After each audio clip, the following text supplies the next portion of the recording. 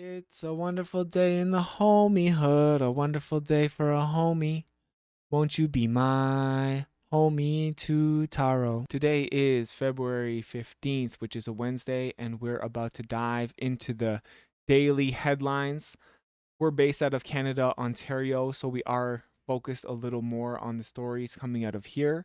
For now, if we reach a worldwide audience eventually, we're gonna have to expand the news that we comment on. But for right now, we're based in Ontario, and we have that focus. So one thing that is happening in Canada is the Netflix crackdown.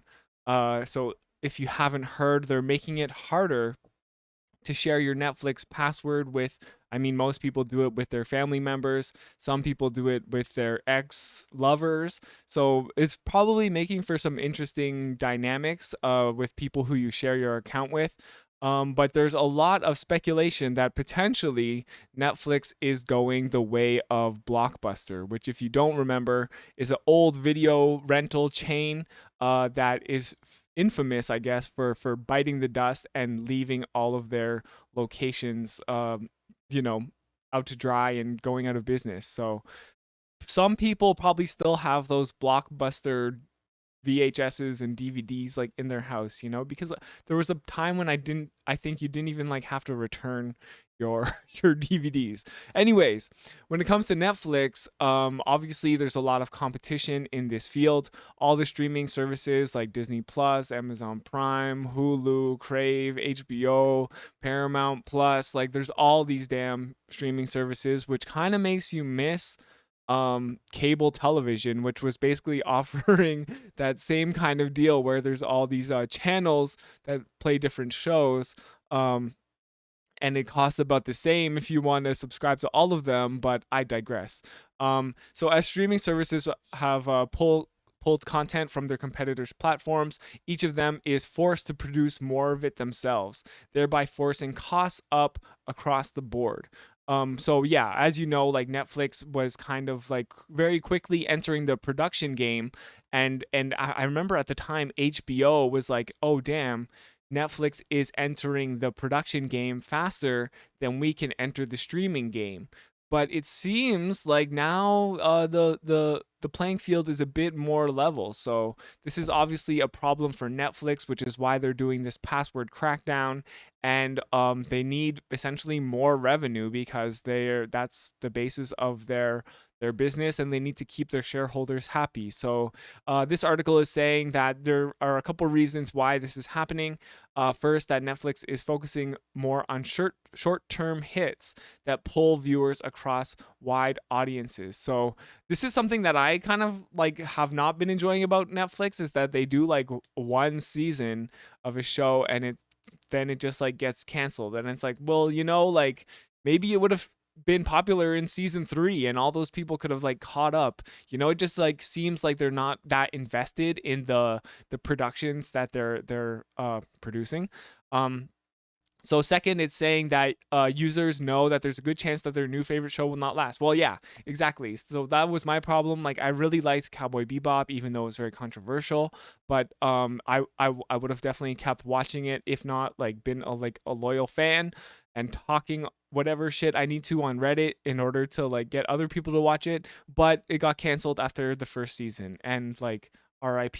So there's really no show that is keeping me right now to like Netflix, which I don't subscribe to, but I'm part of my family's account. So but I have no reason to subscribe once I lose access. Um, and finally, a growing proportion of Netflix users dip in and out of a number of streaming sites, meaning they don't have the same capacity to binge watch content. That is true. People are much too busy watching My Homie Sutaro on YouTube, where they're liking and subscribing, and there's tons of videos and catching up with the news. And you can binge watch our playlist, which is this playlist called Headlines. All right, moving on. Former Mississauga Mayor Hazel McCallion remembered as an icon, a legend at her state funeral. So, this was news that we were talking about when Hazel first passed away. Hazel, aka the Queen of Sprawl, not to be confused with the Queen of Canada or the Queen of England, but the Queen of Sprawl, which is in a nickname she earned for making Mississauga the third largest city in Ontario. I assume next to Toronto and Ottawa. Um, and really, it's kind of just this. She's remembered in my eyes as someone who embodied poor urban design. Putting a burden onto really like taxpayers, because everybody wants like a single detached home, but nobody wants to pay that amount of taxes in order for transit services and other services to reach those sprawling urban locations. So, this article is, doing the work of remembering Hazel through Doug Ford, who had to say she was an icon, a legend. She was Hurricane Hazel, said Ford. Mississauga is a better city, Ontario a better province, and Canada is a better country because of the amazing life of Hazel McCallion. And there are some pictures here being carried. Honestly, this looks like very, very fancy. Here's Doug Ford, who's like, I don't know, praying to like the demons of hell not to like take him with her. Uh, and yeah, here's a hearse, and oh, Jean Chrétien was there, Trudeau was there. Okay, lots of people remembering the life of Hazel. Um, so there was also Trudeau had to say she was a true nation builder in a nation of builders. I don't know if that's a reference to another political quote, but it sounds cheesy AF. I guess she built a nation called Mississauga, and basically paved over the whole nation. So I guess that is her legacy. So a lot of people will remember her fondly because, she was a tough old bird and she was a hurricane, I guess, in her own way. But I think it's important not to put these politicians who have controversial legacies onto a gigantic pedestal just because they passed away. So, of course, we don't want to like insult the dead or anything like that on this channel, but it's also good to remember someone for the harm that they caused in addition to the good things that maybe they stood for but were not really able to systemically change. um okay, so moving on to some more Canadian news. There is a debate over healthcare deal. Foreign trained doctors sees a chance to rethink restrictive contracts. So this was an interesting highlight in the paper today. Something probably not a lot of people are going to focus on. It's not very poppy. It's not something you're gonna probably tweet about. But so this is about foreign trained doctors who have limitations. Um, and they go out of Canada to get trained, and then they get called into these return of service agreements, or an ROS. So if people fail to meet these commitments, they get hit with like a heavy fine. Essentially, what it means is that these doctors who are, sometimes they're Canadian citizens who get trained out of the country, or they're people who are migrating to Canada. They get situated in places where people need family doctors, so like more rural areas. So you might be a doctor who wants to live in Toronto or Ottawa because that's where your family is, but the only work because of these agreements is going to be out in those rural areas. So people are complaining that this is exploiting the desperation of international graduates, many of whom are Canadians, who go abroad because spaces in domestic medical schools are so limited. So that's the other thing, is that we are not meeting our own kind of standards of training doctors and training medical staff. So then to make this unlevel playing field for people who really just want to be doctors, it doesn't really seem fair. So unfortunately, this trend means it doesn't mean that we're getting more doctors or anything like that, or that these rural areas are being better served. If you live in a place like where I live, you probably know that it's really hard to get a family doctor. So The problem is that they're increasingly choosing to work in the US, Britain, Australia, and other countries where they're on more of an equal footing with domestically educated physicians. So you can see this trend peaking here in 2014 and going down and down and down and down into 2022. So that's not really great. The blue bar is number of matched applicants. The red bar is number of applicants. So yeah, people are just like, they're not applying. People don't want to come here to do this work, unfortunately. So the bigger takeaway from this too, oh yeah, you can see a map here. This is where probably people want to work. But when you get situated outside of these places, you might, just be less happy about where your life is going. So obviously a lot of people are going to want to work in the GTA. So the argument being made here is that that these bills that are that these doctors are being forced to pay are being subsidized by the government.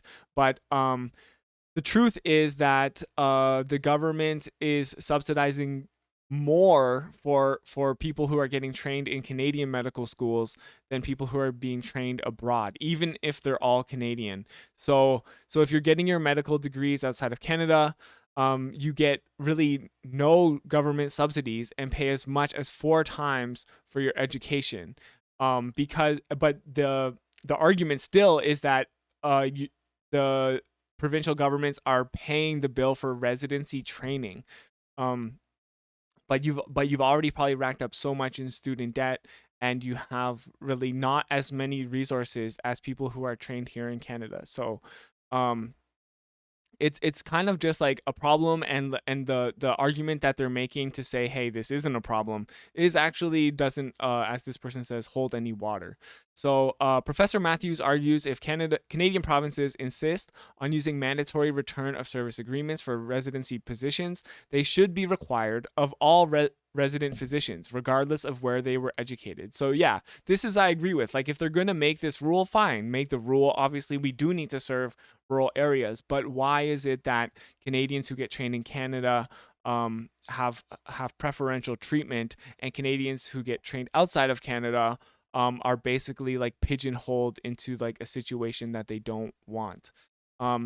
There's a brief There is a belief international medical graduates should be used to fill the holes in the system, she said, but it's not right that we expect so much from our international graduates in terms of carrying this load, right? So, yeah, this isn't something that's going to help solve our problem here in Canada, and just like forcing people to carry this load unjustly is not fair. So, this all relates to access to family doctors in Canada. Again, just like, this is all related. It's part of a huge problem.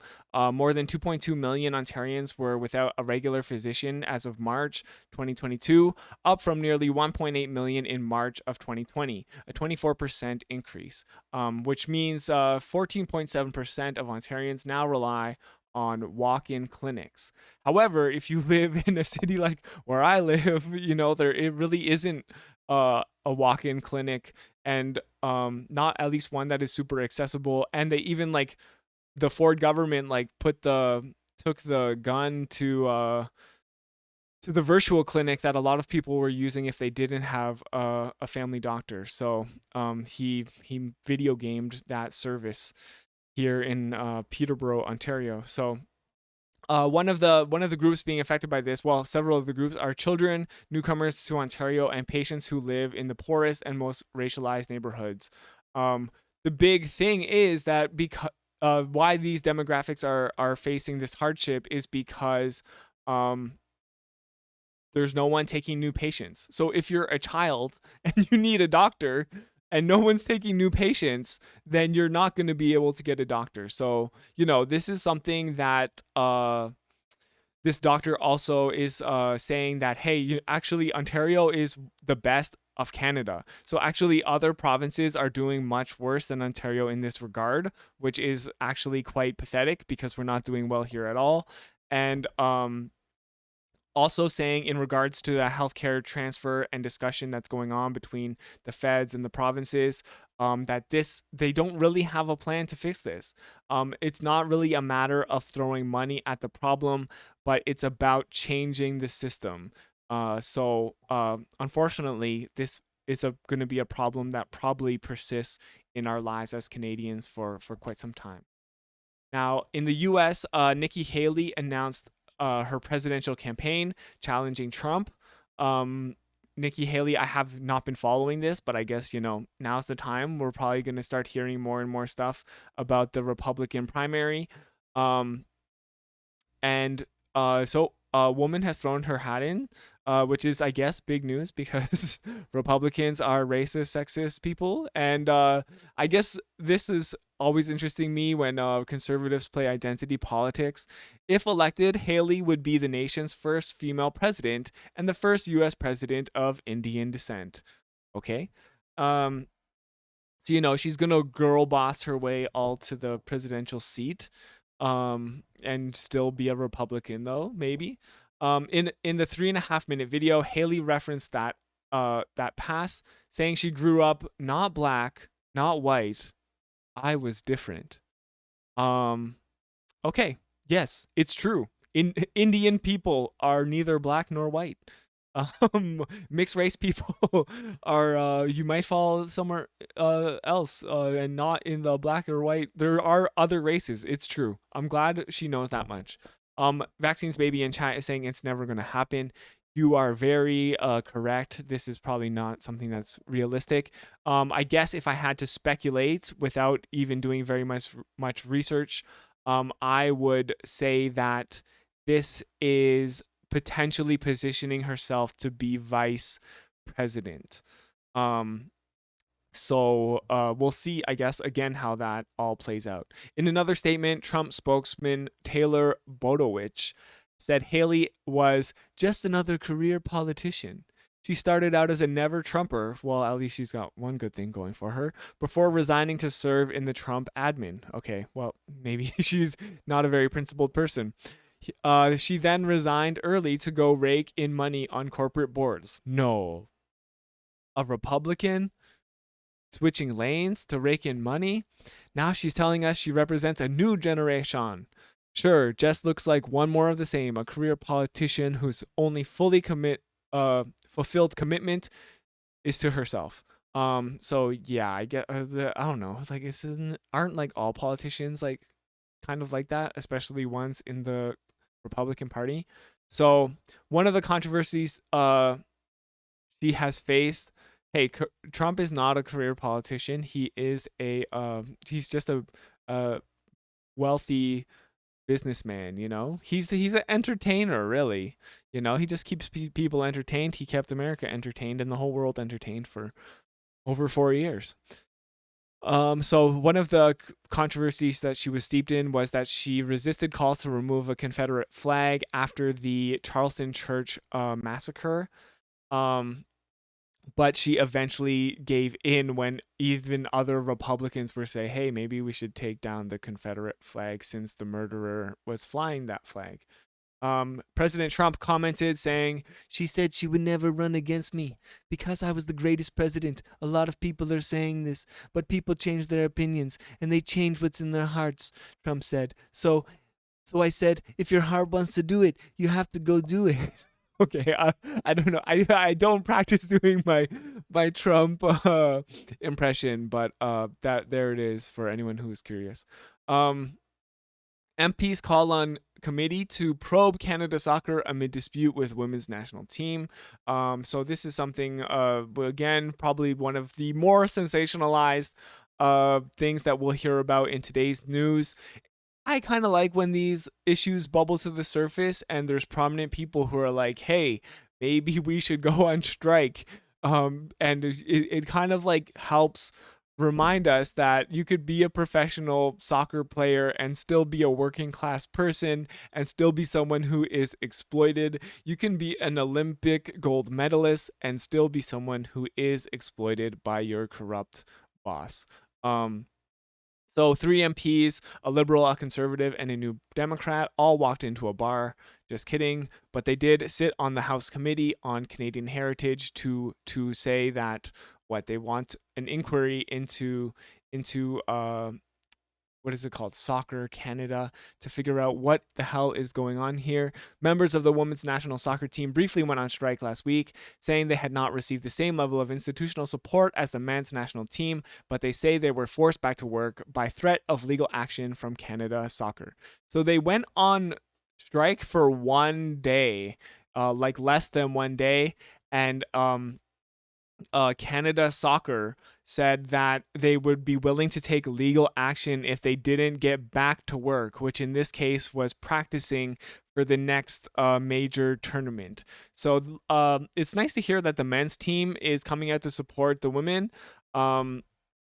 As well, I think it's probably a situation where like everyone is being kind of exploited in the Canadian soccer team, or sorry, Canadian soccer scene.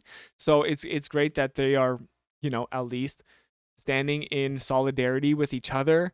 The men's team made it to the World Cup this year, which was big news, I guess. And the women's team won the gold medal in the last Olympics. So it's crazy to me that the men's team always gets so much more press, so much more hype, and then like the women's team in Canada, they're like the best in the world. So I don't know, it's really weird that we like have this kind of like line that we draw. Personally, I enjoyed watching the women's soccer. I enjoyed watching them win the gold medal. Like it's the most patriotic I get is probably watching sports during the Olympics. So they are demanding increased transparency. There is Canada Soccer, and there's another entity called Canadian Soccer Business. So there is potentially some weird relationship here, and they want to investigate like what is going on and what's the deal with this like corporate partnership. And they want more transparency. So it's really great to hear. Like, I hope they're gonna keep fighting for their rights, but I guess like obviously if you're like an underpaid professional soccer player, having legal action taken against you is not something you really want to risk. It sounds like they don't have a lot of power in this situation, but it's a great reminder that we need to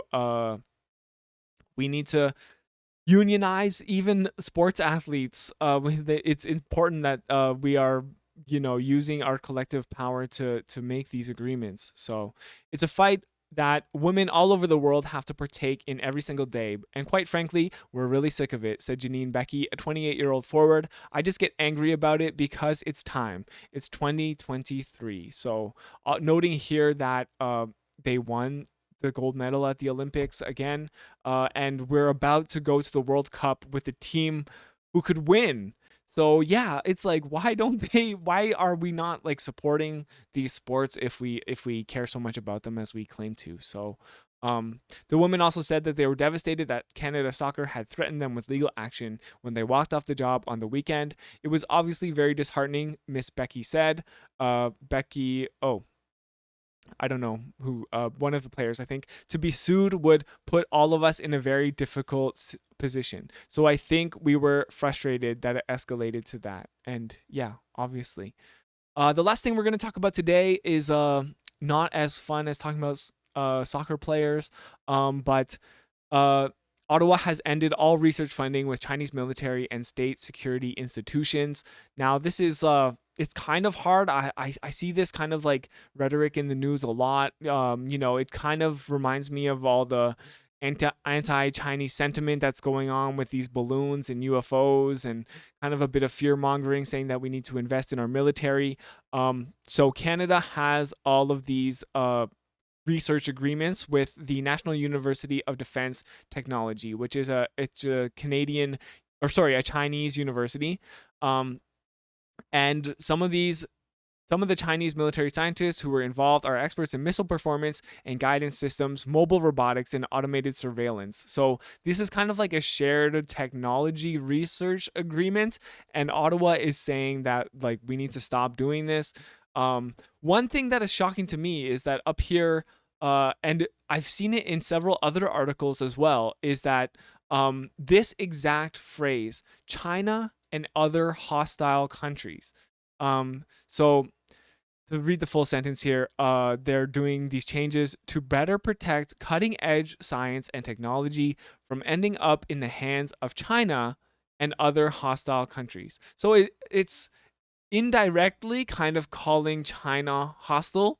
I don't know what exactly makes them hostile. We have not entered any armed conflict with them. Maybe they're hostile in an espionage sense, but this language is something that kind of really concerns me. It makes me speculate, like, are we going to go to World War III with China and Russia in the future? Like the amount of propaganda I feel like we're being fed here in Canada, it's honestly really starting to make me feel that way. So like, why maybe we shouldn't call these nations that we're not at war with and we are trying to de-escalate tensions with, maybe we shouldn't just start saying that they're hostile all the time in the mainstream media. I don't know, that's just me. But for conservative foreign affairs minister critic Michael Chong, he is saying that the government announced a couple of years ago that they were supposed to prevent these research collaborations, and clearly that didn't work, and now they're doing it for a second time. Okay, so this is not something that's been super effective in the past, and this is also coming from the federal level. So the federal level is saying, hey, don't do this, but there's also the provincial levels who may not have these rules and regulations in place yet. And also there's the universities themselves that are like, hey, what about all this funding that we're getting to do these research projects with China? Like, who knows, like, if they're going to be willing or wanting to give up that funding and those projects. So according to this research, University of Waterloo is the #1 person engaging with these NUDT, which is the National University of Defense Technology. Okay, I'm actually remembering it now.